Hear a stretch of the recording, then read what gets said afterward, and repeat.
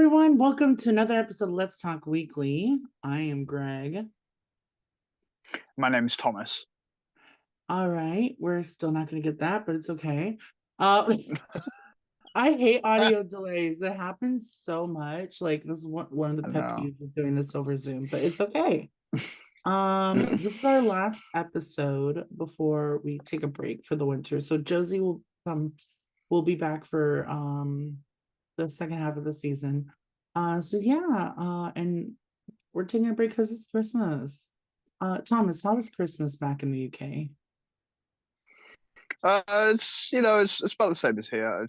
There's not really Mm-hmm. that much difference. It's a lot colder, we'll say that. But then again, we're in California, so Yeah. I know other parts of the United States will be probably just as significantly cold as the UK. Mm-hmm. Yeah. It's so funny. The most English thing I see about like an English Christmas would be A Christmas Carol. And like, what is this pudding that y'all eat? It's a cake. Oh, yeah, we it's called Christmas pudding. Oh, It's okay. almost like a fruit cake. Sometimes it can have what's it called? It can have icing on the outside. Uh-huh. But it is a fruit cake. It's Oh, like okay. raisins and cranberries and yeah, dried fruit basically made into a cake. That doesn't That's sound that yeah. appetizing. Some yeah, they have some that have alcohol in it, so it can be Oh, a little bit more. It's quite nice. oh, that I'll I was take. always more of a I was always more of it's not really a Christmas dessert, but I was more of a sticky toffee pudding kind of person. I always like Oh, sticky toffee pudding. well, that sounds like That was, fun. mhm. So yeah, what are you doing for Christmas? I'm just with my wife's family. Yeah, Oh, we're that's just nice. gonna just hang out. Yeah, with and I'm not quite sure how many there will be, but it might be cousins and Oh, that's sweet. my step parents, Hmm. siblings involved. So Well, that'll I be am quite nice. going to be treating myself to a hotel room because I deserve it. Yeah, So sounds good. all the good stuff for me. All right. So this week's episode is not about Christmas, it's about the war on drugs. Um and Jason Call, he's been on our show many times, will be this week's guest. So let's go ahead and get things started. And we have Jason Call. Welcome back. Thank you. Good to see you How, both. how have you been, That's Jason? great. I'm good. Just settling back into taking care of my kids and taking care of my pets and keeping my house clean. Getting back into my band. Um, Nice. got a new drummer, so we're doing some regular practices with the band and Ooh, fun. What are you guys rate called? blinded by no one. Uh, Nice. Do you guys raging have like on a Twitter. website or? We got a Facebook page, but I deactivated my personal Facebook page, my personal Facebook account, so I haven't looked at Facebook in like 4 months. Okay, well, send me the Yeah. info. All that info will be in the description. Check out Jason's All awesome right. band. Cool. Well, So we're just a cover band. hey, wasn't Weird Al a coverist? No, Weird Al is a special kind of cover. He does his own. He's a parody um, artist. Mm-hmm. true. Well, this week we're talking about the war on drugs. Before we start, I want to show this little clip. You guys can watch the rest of the video. It'll be linked into the description. But it's a good introduction before our main conversation. So yeah, let's go ahead and watch that. Over 40 years ago, US President Richard Nixon declared drug abuse public enemy number one, starting an unprecedented global campaign, the war on drugs. Today, the numbers are in. The war on drugs is a huge failure with devastating unintended consequences. It led to mass incarceration in the US, to corruption, political destabilization and violence in Latin America, Asia and Africa, to systemic human rights abuses across the world. It negatively affected the lives of millions of people. All of this while we waste billions of dollars every year only to create and fuel powerful drug cartels, while the goal of the war on drugs seems less achievable than ever. A world without drugs. How could this happen? So, I just want to get everyone's thoughts out. Like, when you hear the war on drugs, you know, I've been hearing this ever since I was 5 when they had that stupid "Just Say No" campaign. Bitch, I say yes. Well, in my day, it was Dare. It was God, I don't even remember what Dare stand for, but it was Dare to End Drugs or Dare to Say No to Drugs. I think it was Dare to Say No to Drugs. It was Nancy Reagan. She sort of spearheaded that in the 80s. You know, trying to keep, this is me in junior high and high school, trying to keep us off drugs and stop being delinquents and, you know, that kind of thing. But it's been going on for, like the video said, a long time. I would like to read a quote from somebody in the Nixon White House. Please do. John Ehrlichman was the assistant to the president for domestic affairs, Richard Nixon. He said, "You want to know about what this and war on drugs was really all about? The Nixon campaign in 1968, the Nixon White House after that, had two enemies: the anti-war left and black people." You understand what I'm saying? I'm very familiar with this. So he goes on, "We knew we couldn't make it illegal to be either against the war or black, but by getting the public to associate the hippies with marijuana and blacks with heroin, and then criminalizing both heavily, we can disrupt those communities. We can arrest their leaders, raid their homes, break up their meetings, and vilify them night after night on the evening news. Did we know we were lying about the drugs? Of course we did." That's John Ehrlichman, assistant to Richard Nixon. So, good place to start. Yes, a very good place to start. Why are drugs? Well, what really angers me is that we've known this information for a long time, and yet we still do it. Like, it's like, do they even want to stop it? Which, of course, no, they don't want to solve this issue because it's a profit gainer. Thomas, I want to go to you now. Yeah, I mean, what it's done also is it's artificially increased. You know, we all know black markets don't work. I mean, America's gone through prohibition before with alcohol, and that works so well. You know, it causes, look, people are gonna take drugs, you know, whether it's for the wrong reasons or for, you know, for recreational, just like alcohol. And so have done throughout human history. Yes. Throughout human history. So by we, like I said, prohibition does not work. Doesn't work, and it's also artificially increased the price on a substance.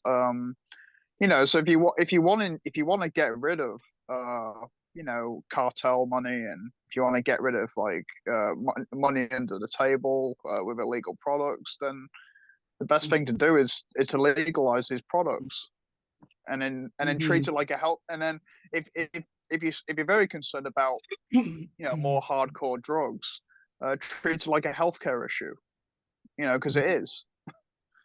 That's a good segue for this article I want to share with y'all. Let me just go ahead and pull it up. Is that this oh, where'd it go? Okay, here it is. Oregon became the first state to decriminalize possession of all hard drugs. So police in Oregon can no longer arrest someone for possession of small amounts of heroin, meth, LSD, oxygen, you know, all the good stuff. And there have been, you know, recent studies where decriminalization does help the drug issue.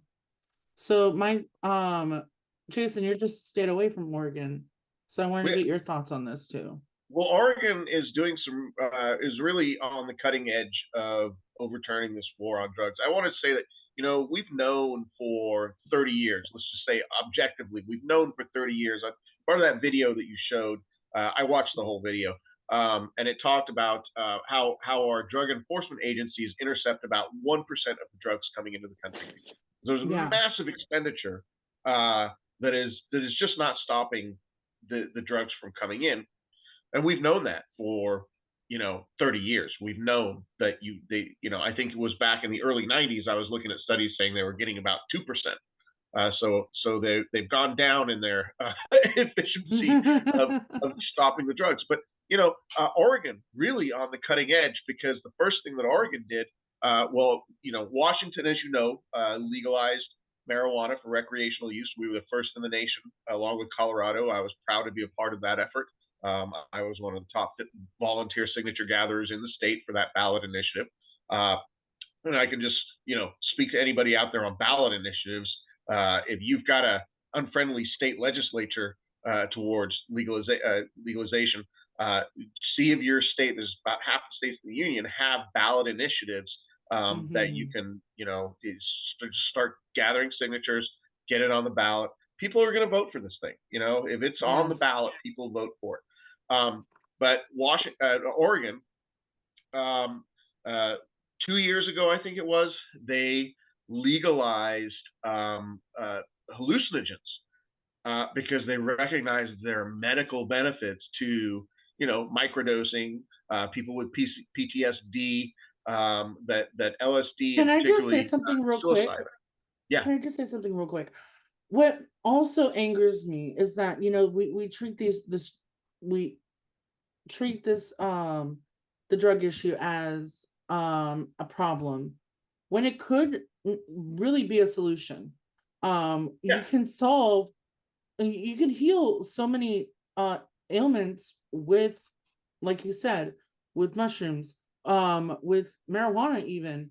And if we're going to talk about Medicare for all, right, then we need to maybe add that to the Medicare for all. Yeah, I agree. Well, listen, we talk about the long human history of use of things like mescaline, peyote, ergot fungus, LSD. I mean, LSD is a naturally occurring fungus. It's a mold that grows on a wheat. The use of cannabis has been part of medicinal and spiritual traditions for 10,000 years of human history, and there have been reasons for it, that it has been part of native cultures. Really what it comes down to, not only what the Ehrlichman from the Nixon administration said, it's a way to make people afraid of certain groups of people and to target them because they are a threat to state power, capitalist state power. But really that's the big push for drugs, right? I mean, for the drug war, is that the kinds of people that like to use drugs and expand their consciousness generally don't fall along the lines of the fascists, the alt-right. They generally fall along the lines of the socialists and the hippies and the people who want better communities, right? Like, more communal, more in touch with their spiritual. I don't mean this judgmental Christian evangelical. I'm talking about real, let's work for the betterment of all humanity. And that kind of thinking is a real threat to capitalist institutions. Yeah. So before I go to you, Thomas, I just want to mention this. It's crazy how so many issues are intertwined with this one, because you have healthcare, you have the criminal justice system, because it's used as a tool to lock people up. It's also used as to basically strengthen the police state. It's all of these problems in one. Thomas, go ahead. Well, it's like you said, Greg. I mean, our last episode was on people who are unhoused, right? And a large stumbling block to getting decriminalization on drugs and legalization is this, this frowned upon thing of, well, we've got an unhoused epidemic of people using drugs, right? And we're not addressing the underlying issue, right? Mm-hmm. Why is it that people become addicted or, become reliant on a hard substance like things like heroin or meth or, and it's like, try dealing with the fact that they're homeless, like try being unhoused for a few weeks and then, you don't see any way out of it. And then Mm-hmm. you might, like we're not addressing the underlying issues. You know what I mean? Like that come with these. It's like the same with alcohol. We're not Mm-hmm. addressing the underlying issues. And when you criminalize something like drugs or alcohol or anything, right? There's so many different intertwining, like you say, it's intertwining issues. Like, for example, we're giving the power of the police to search people because of drugs, right? We're also giving the power to pharmaceutical companies to basically, they're only allowed to sell you painkillers when we have a natural painkiller in marijuana, right? We're Mm-hmm. giving, but there's so many different issues at play and so many people lobbying to keep something like this illegal or there's so much pushback against this progress, and it all Yeah. stems from, rather than solving the underlying issue, they'd rather do the easy out, which is, well, we'll just ban the substance Mm-hmm. entirely, and we're And yet, not addressing. and yet that's not the easy out, because that's not No, an it's out at not. all. It's not. That's It's not an out. it makes some people a lot of money. Mm-hmm. The for profit prison industry and the essentially prison system slave labor industry benefit immensely from the war on drugs. So yeah, there's a whole range Ooh, of reasons. I want to mention something. I was watching The Good Wife. I know I'm that person. But there was an episode about this where this judge was locking people up for drug charges, and they were finding out that every person he put in jail was getting money from that private prison. Well, that's a very real story that actually happened in Pennsylvania. There was a corrupt judge in Pennsylvania who was eventually convicted, and he put hundreds of teens in prison over the course of a And to decade, mention in that and got episode, they were kickbacks, mostly got a black. couple million in kickbacks. So yeah. Mm-hmm. Say again. Yeah.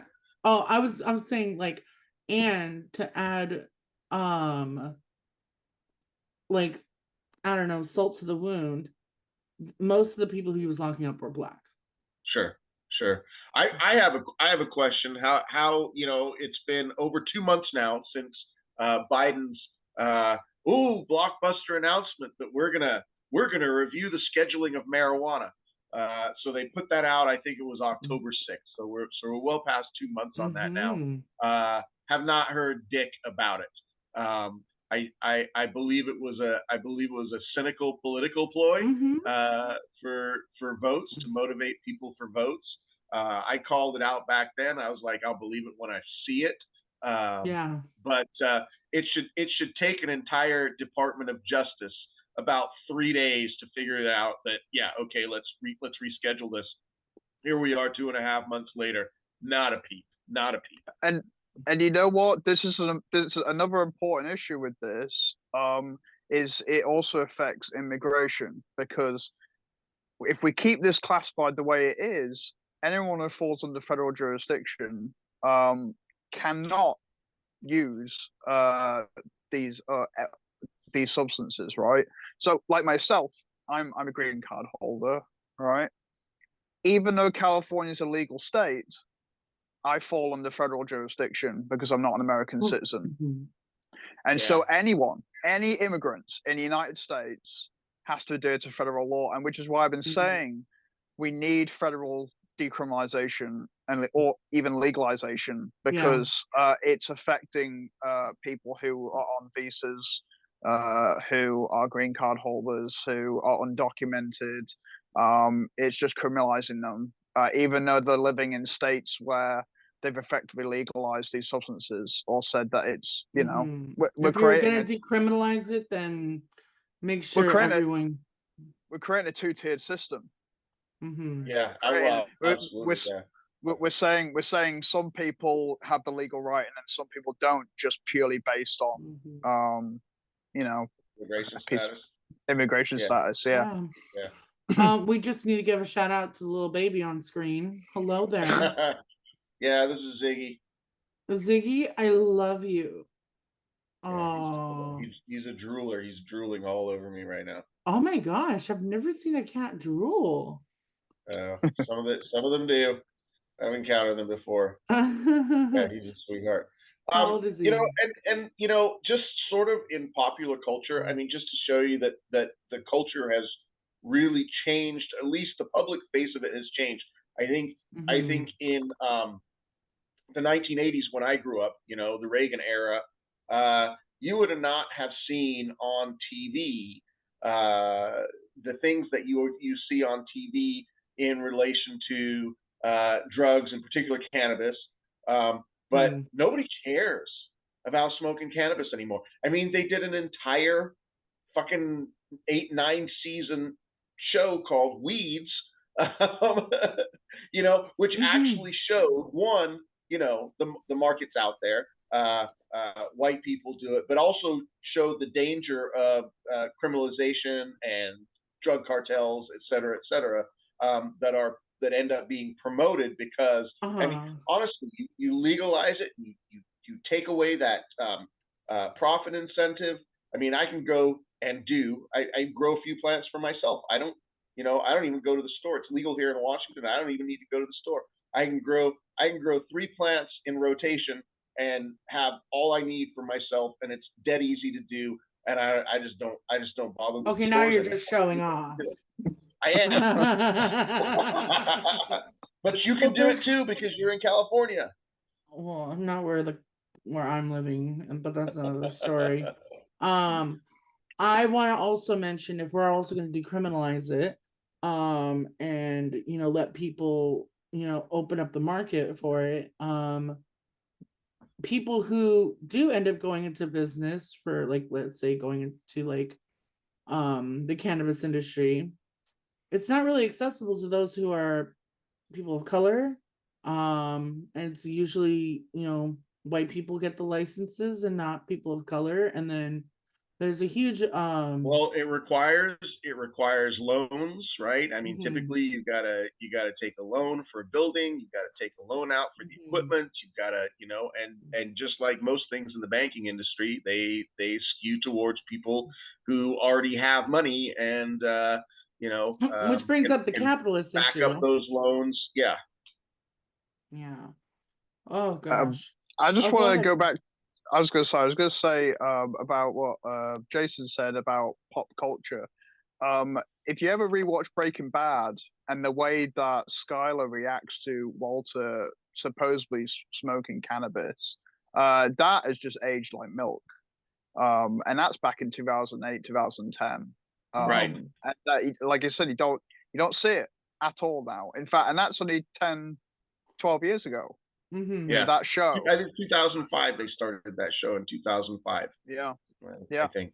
But yeah, so 15 years ago. But yeah, I mean, you wouldn't have dreamed of a show like Weeds back in the 80s. Drugs were just bad, absolutely verboten. In popular culture. Even though I was smoking weed, but it was all like all very hush hush and underground, and it's certainly not here like here in I wouldn't care about having a joint. You're not supposed to smoke in public, but I walk down the street. I don't care. I'll smoke a joint. Nobody gives a shit. I'll be smoking a joint at the bus stop, Yeah, nobody cares. Nobody cares really anymore. Cares. It really sucks, but I don't want to smell people's tobacco smoke. Oh yeah, I hate that. That's that nasty tobacco industry stuff. Where they put a bunch of chemicals in it. Well, Jason, thank you so much for joining us on this topic. But now it's fun for a fun topic. I found this TikTok. I thought it was so funny. Before I show it to you, I have to ask this question. Are Republicans racist? Let's find out. If you ever call a Republican racist for being a Republican and they respond with, well, Republicans ended slavery, here's what you're going to respond. You're going to question them and say, so you would agree that ending slavery was the highlight of the Republican Party? And they have to say yes, because what can they put above that? So they're going to agree to it. And then you're going to say, so you would agree that the Republican Party was at its best when it had a progressive policy? Because ending slavery was not a traditional policy that was very progressive at its time. And then they're going to glitch because they're going to have to agree that the Republican Party was at its best when it was progressive, or they're going to have to say that something else was better than ending slavery. I really loved it. I was cracking up. So anyone want to give me your thoughts? Answer the question. Anyone want to answer the question? Well, yeah, I mean, I think the Republican Party is a racist party. I think their platform, I think their representatives have, there's a ton of dog whistles. I mean, they have some black representatives. They got Tim Scott in South Carolina. They tried to get Herschel Walker in, for God's sake, but that would have been a disaster. I mean, there are a few, and what was his name? Chair of the Republican National Caucus, Michael Steele. But I think even Michael Steele looks at the Republican Party askance these days. I think there has even been, I'd have to do a little research on it, but I think there's been talk among Black Republicans that the Republican Party needs to find a way to be more friendly to Black issues. I think the voting for Republicans it's less than 10%. I don't get, like, I don't get Black Republicans. I don't get Latinos for Trump. I don't get gays for Trump. Nope. I don't understand you. What is wrong with you? Thomas, give me your thoughts. I think now, particularly with how brazen, how open the Republican, I mean, if you just look at the Republican agenda, I would say absolutely on some level, yes. You're just signing on to, misogyny, racism, anti-LGBTQ. I just think on some level you're just like, this doesn't affect my life, so yeah, I'm gonna go with it. I'd also say that Democrats, there's a lot of Democrats who are definitely racist, but I would say wholeheartedly, if you are a Republican supporter, then you are like full speed ahead. Oh yeah, yeah. There's a Democrats. I was just gonna say, Democrats, you are also not like, we're also coming after you on the topic of racism, because to play these issues just to win elections, that's inherently racist right there. Well, look at LA Council right now. What's going on? Yeah. So yeah. Well, I hate to quote Bill Maher, because Bill Maher's an asshole, but Bill Maher did say that thing about the Republicans. He says if you're a Republican, you're not necessarily a racist, but if you're a racist, you definitely have a home in the Republican Party. So I think there is a difference in the racism between the two parties. At least on the surface. Republicans are more in your face racism. The problem with Republican style racism, and particularly the as you move into Trump style racism, although it's pretty close, is that it emboldens real on the ground white supremacists. I've always said that the worst thing about Trump was, because it enables embolden white supremacists. He empowers it. When you have the president of the United States saying good folks on both sides, you're saying it's okay, because you are literally the person everyone looks to. When you're 5, most people say, I want to be president of the United States. When you're a kid, of course it's going to enable and embolden racism. Like, come on. But the Democratic Party, I mean, if the Democratic Party were anti-racist, I mean, the Democratic Party is not an anti-racist party. Absolutely really, not. The opposite of racism is anti-racist. I mean, you've got to work. Racism is so deeply ingrained in the American psyche and in American history that in order to combat racism, you have to be actively the anti-racist. Democrats are like, The let's work Democratic with the Party racists. is not it's not an abolitionist party. It's not a defund the police party. It wants to keep these punitive systems in place that target. I mean, there's plenty of Democrats who are fine with the drug war and have been fine with the drug war. And I retweeted somebody, I think it was yesterday, who said something great. He said, so some of you white people, and he's talking about the Democrats here because the Republicans are farther out on this. But he says some of you white people love apologizing, but not enough to redistribute land and wealth. Which is really what it comes down to.